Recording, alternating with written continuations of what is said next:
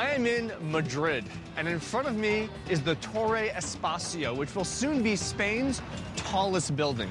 Now, it is designed by a world-famous architect called Harry Cobb. The incredible twisting shape of the building makes it one of the world's most extreme skyscrapers. Inside the building, there are weirdly angled columns, and each level has a different shape. This week, I'm on the team. okay. They're gonna put me through a trial by fire, throwing every job they've got at me, no matter how dangerous or dirty.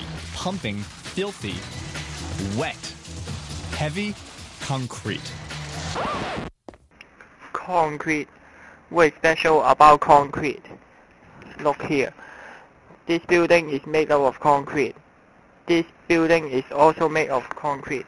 And this building is also made of concrete. So it is why this is the basic material for the Torre Espacio. Just trying to make curved shapes and etc. It is very hard to do so, but we can make any shape out of concrete. But there is a negative side, which is that as time passes, the concrete will become solid. See that stuff right there? This is going to become the next level of the building. All day long, cranes have been lifting these bundles into place. The next step is the guys are going to make a temporary structure in the shape of the next level of the building. This is a temporary form. On top of it there are the rebars, and are welded with the top of the columns to make the building strong. Then the column forms, and the elevator in the middle is risen to the next floor, and then the concrete. And the process is continued. Iron workers face two huge jobs that they must finish in the next 24 hours. One, fill the entire floor with 4 miles of rebar. And 2, install 20 rebar column cages. Why do we need so much steel?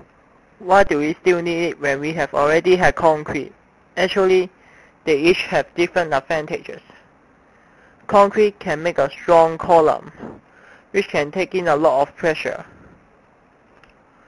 But when you make a floor out of concrete, it is not quite good, because it can easily be broken and it will be pulled apart. Steel, however, is very hard to break, so if you make a steel floor and then pour concrete, the floor will become so tough that it cannot be crushed or pulled apart. But some of the columns are especially tough to build because they're not vertical. They're tilted.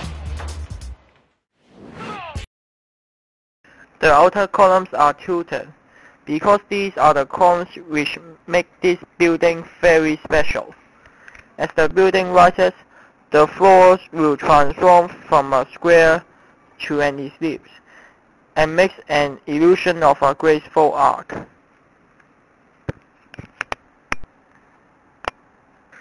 After every new level is completed, surveyors have to find out how tall the building is.